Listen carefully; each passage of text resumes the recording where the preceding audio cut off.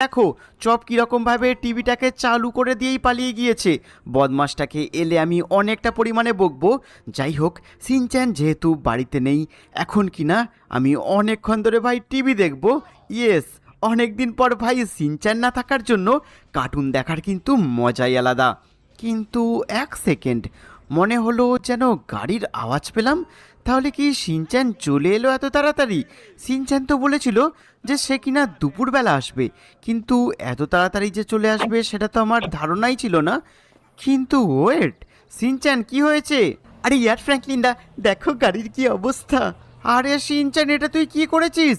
বন্ধুরা তোমরা দেখো, সিনচ্যান মনে হয় আমার গাড়িটা নিয়ে গিয়ে পুরোপুরি ভাই অ্যাক্সিডেন্ট করে নিয়ে এসেছে। আরে ইয়ার ফ্র্যাঙ্কলিনদা, একটা ভয়ানক অ্যাক্সিডেন্ট হয়ে গেছে। আরে সিনচ্যান, তুই তো আমার অনেকটা বড় ক্ষতি করে দিয়েছিস। এখন এমনিতেই আমার কাছে সেরকমভাবে টাকা পয়সা নেই, আর সিনচ্যান এটা তুই কি করেছিস? আরে ইয়ার ফ্র্যাঙ্কলিন, আমাকে ক্ষমা করে দাও। আরে সিনচ্যান, তুই আমার সাথে একদমই ঠিক করিসনি।